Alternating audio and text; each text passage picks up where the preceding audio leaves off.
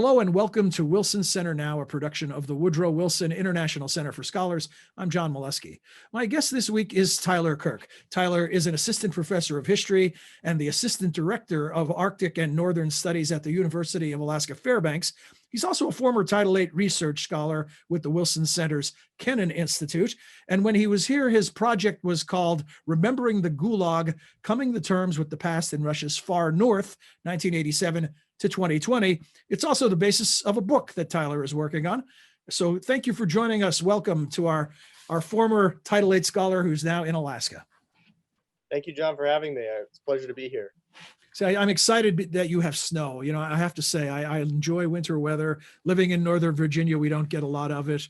And I know you've got first doses of winter in Alaska. Yeah, it's really starting to look very wintry outside. It's about time to dig out the Nordic skis and ski into work. I know when I say I love snow, that's like a horror story for most Washingtonians, but I guess I'm an outlier. Before we dive into the subject matter of your work and your upcoming book, I want to ask you about a bit of terminology, the term cultural memory.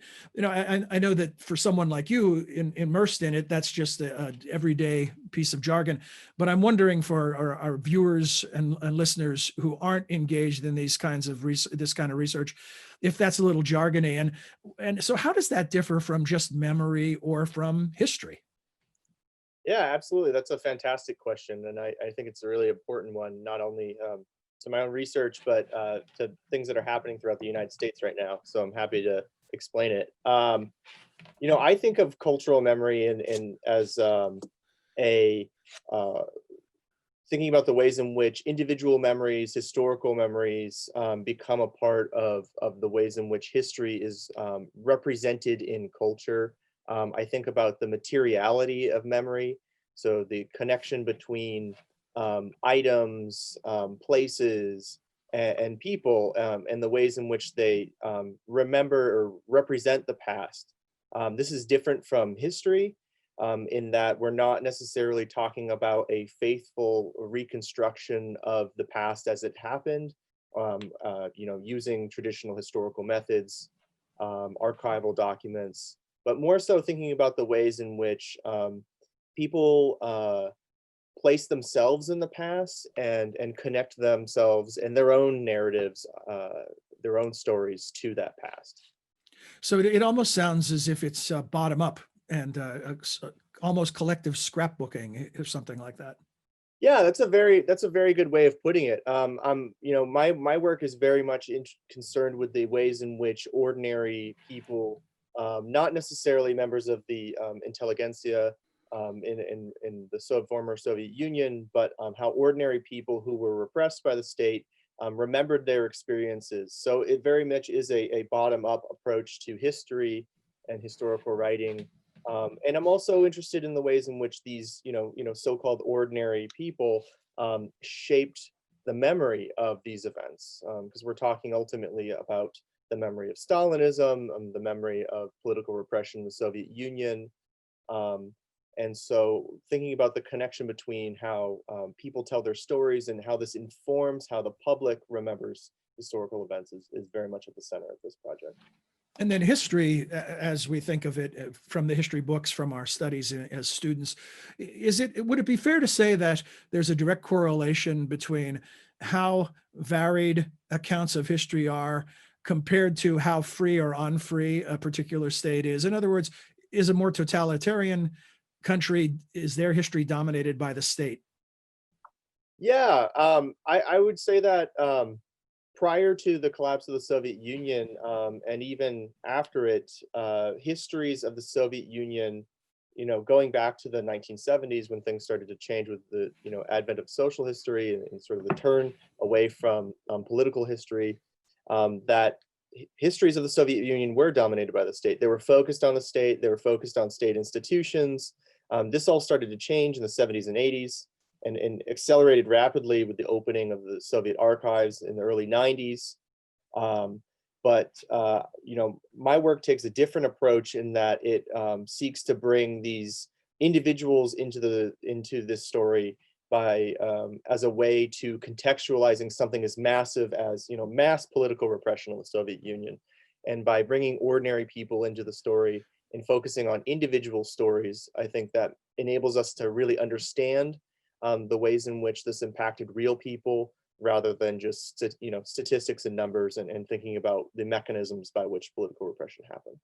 And we're talking, as far as the Gulag system, about roughly 18 million people who are affected. Is that correct? Yeah. So the Gulag, as others have written, was somewhat of a revolving door, and 18 million people approximately went through the camps. This is not all that to say that 18 million people were in the camps all at one time, but 18 million experienced the camps, went through them, were prisoners in them, roughly from the early 20s through the late 1950s. And the stories that you're telling, you said that things began to change in the 1970s and then accelerated with the release of archives. Why did people who previously didn't talk about it begin to talk about it? Well, that's a really important question. So to give a little context to it, there was some conversation about it after Stalin's death in 1953. Khrushchev famously opens up this topic. It becomes somewhat of a Pandora's box. And then after Khrushchev's ouster in '64, we see really an end to the topic of political repression in the Soviet Union. It doesn't ever really go away. Brezhnev never stamps it out entirely, but it becomes taboo again. And so people, when Gorbachev sort of opened the box on it again in the late '80s, started to come out and to tell their stories. They saw this as a new opportunity. Gorbachev was seen as somewhat of a reformer, albeit people were, the people that I'm writing about were very hesitant to do so in the very beginning, and it took a lot of convincing.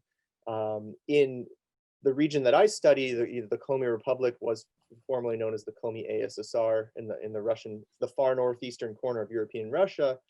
There were still many former prisoners that lived there, and exiles, and their children who lived there, who were either born in the camps or went to live with their families after they were released.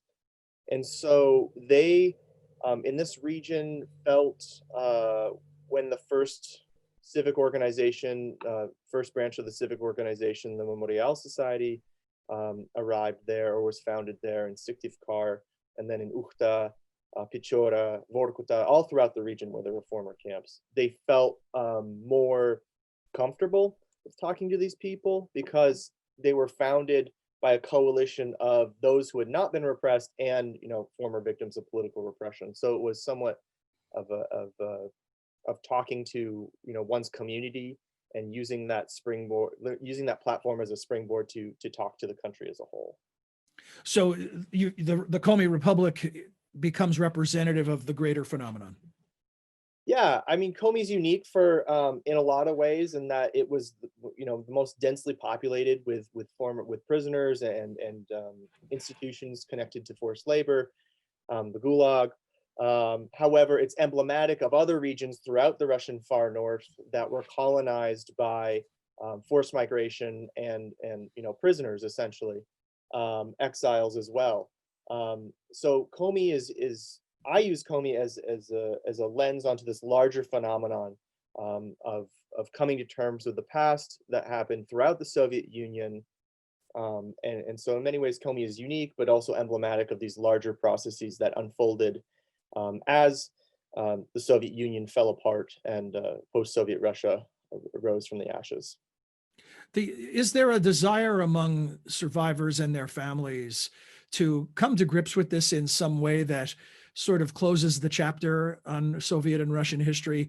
We often hear talks about sort of cultural healing moments or movements. Is this tied to that? Yeah, I would say so. There was a big push to come to terms. I mean, going back to Gorbachev, there was a big push to come to terms with Stalinism, right? And that was defined in a very narrow sense in the beginning as a focus on repressed party members. And then once Gorbachev lessened the restrictions on censorship, this exploded into a conversation about the real numbers, the vast majority of people who were not members of the party. And so children of the former victims of political repression, who also were, eventually designated as victims of political repression.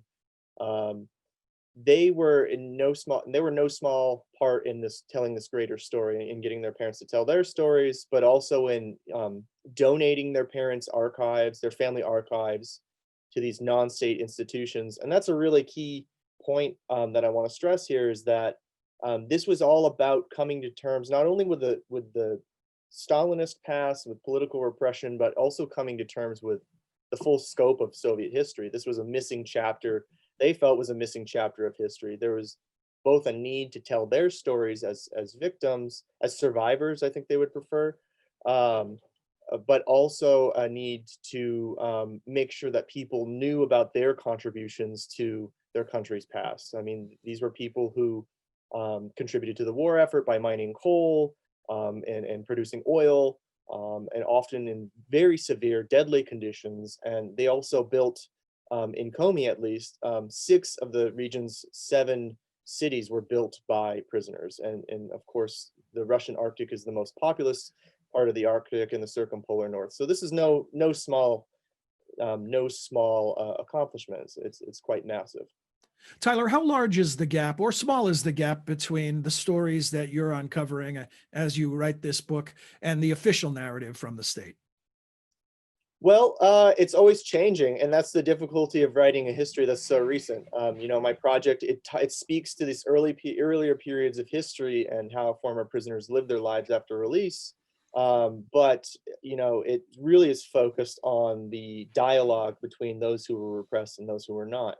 And now, as we move further and further away from that, and further away from this moment of truth telling in the Soviet Union and post-Soviet Russia, it's become much more complicated. On the one hand, we have, under Putin, this desire to create a patriotic narrative that downplays abuses and atrocities under Stalin and during the Soviet period, in an attempt to deflect away from his own human rights abuses. However, there's also, at the same time, the founding of the state-sponsored Gulag History Museum, and the construction of a wall of sorrow. And I think it's best to put it as these efforts of the state to get involved in the commemoration of the victims of political repression in this history, as competing with the Memorial Society and other, the remaining civic organizations. And I say competing because, Memorial and these other groups are not going to relinquish telling this story to the state. They wrestled it from the state in the 80s, and so they're not about to give it up. However, despite this promotion of this history and the state getting involved in it, they're also simultaneously repressing Memorial and other organizations' ability to have archival access and even just do the work that they've been doing since 1987. Who ultimately wins a competition like that? That's to be determined. I'm hopeful that Memorial and the other groups will continue to survive. They were founded by survivors and they're run by survivors.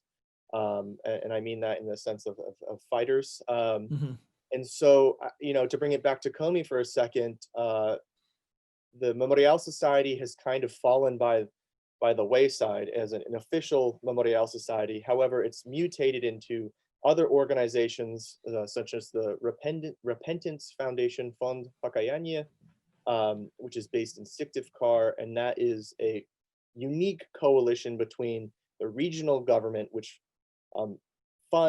takes money out of the state budget, the regional budget, to help pay for books of memory that the heirs of the Memorial Society essentially have been working on since the late 80s. I mean, this is a Memorial Society reincarnate, and it's quite unique to the region. So the work continues as it does in Moscow, as it does throughout the rest of the Russian Federation. So you and I are recording this discussion on October 29th, and tomorrow is a national holiday in Russia. Day of Remembrance of the Victims of Political Repression. Been around since 1991. Is that right? Do I have the year right? Yeah. So goes back to the original holiday, which was Day of Political Prisoners, which was started again earlier in the 70s. But the emergence of this holiday became official holiday, yes, in 1991. In Comey, it was celebrated as the Week of Conscience, which was celebrated on the basis of the first Week of Conscience in 1987 in Moscow, and in Ukhta, the first Week of Conscience was celebrated in 1989. And this was, again, an event focused on, as the current event is, holiday is, commemorating the victims of political repression, providing a grounds, a space and a time for mourning, but also for setting up the, as one scholar wrote, setting up the right relations between the dead and the rest of society. And so it's both about remembering what happened, and it's also become a sort of commemorative funeral for the dead and the unfound. And what's the state's involvement? I know we saw the recent remembrance of World War II, where, critics would say that Putin tried to round off the rough edges about inconvenient truths that don't fit into his current narrative. Is there a similar attempt by the state to dominate this holiday? There's an attempt to edge Memorial out of leading the charge on it. Going back to what I was just talking about. Memorial on the October 29th reads well, not this year, it's digital due to the pandemic, COVID-19 pandemic. But they typically read out the list of names of those who were shot, repressed at the Solovetsky Stone outside of Lubyanka in Moscow. Events in Komi have also moved online or been canceled because of the pandemic. But the state, to answer your question, yeah, the Gulag History Museum leads its own event where they strike a rail from the Solovetsky Islands that was brought to Moscow outside the Wall of Sorrow, the state-sponsored monument. And so there's a competing observation of this day, right? There's the Solovetsky Stone Memorial, original, sort of civil society supported event, and then there is the also supported event by the people, but it's very much a state-sponsored event. It's, I would say, kind of on the more outskirts of town, or further away from the center. I mean, the Memorial event is at the heart of political repression, right outside Lubyanka, right outside the former KGB building in Moscow. So yeah, they are competing once again in this really interesting moment of historical reconciliation with the past, and searching for a way to include both things to be proud of and to acknowledge past crimes. Is there a way to compare and contrast this ongoing story in Russia with something people in the U.S. are now familiar with, the battle over Confederate memorials or just American history in general? Right, we're doing this under the auspices of the Woodrow Wilson Center, and the Princeton School dropped Wilson from its name. So this is happening not just in Russia, this is happening around the world. How do you compare and contrast the two? Yeah, that's an excellent question. In Russia, we see a struggle, as I've said, to remember what happened under Stalin, right? Remember mass political repression. Remember the victory of World War II and that triumph.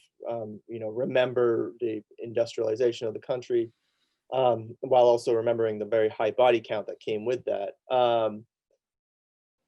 In the United States, we are experiencing a moment which it seems like we've not yet really experienced ever before in our history of decolonization and recognition of the ways in which monuments and memories and cultural memory are different from history. I mean, when people decry the destruction of Confederate monuments, which were erected in the 20s, 30s, 40s, 50s, so on, um, they decry the destruction of history when they fail to recognize that these were um, uh, sites of memory that were produced and constructed sort of outside of history, right? And this is how memory shapes historical narratives and shapes public historical consciousness.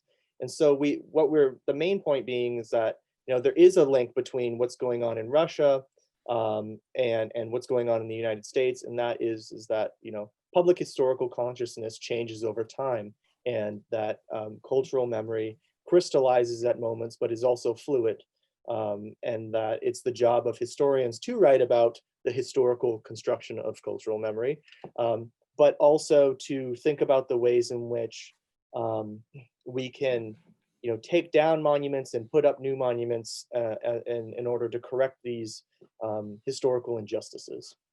And what's at stake? Why does it matter that we get these stories right?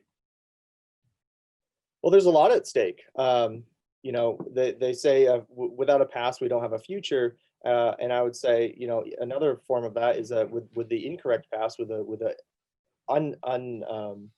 incomplete past, we have an incomplete future.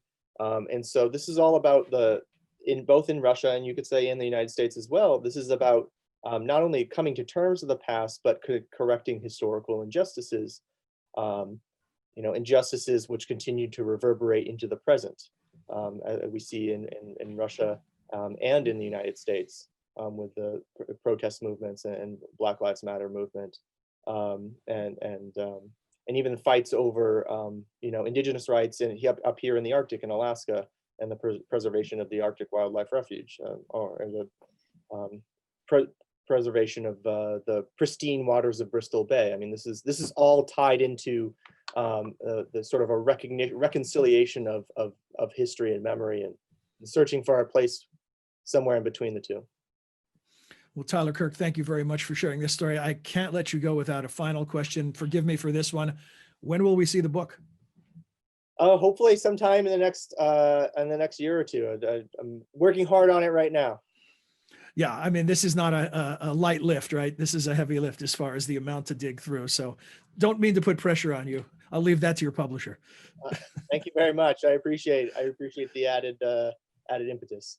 Thank you very much for joining us, and thanks for sharing this fascinating tale. Hope you enjoyed it, and that we'll get to talk to you again soon. I loved it. Thank you for having me. This was fantastic. Excellent, Tyler. And to our viewers, hope you also enjoyed this discussion and this latest edition of Wilson Center Now, and that you'll join us again soon. Until then, for all of us at the center, I'm John Molesky. Thanks for being here.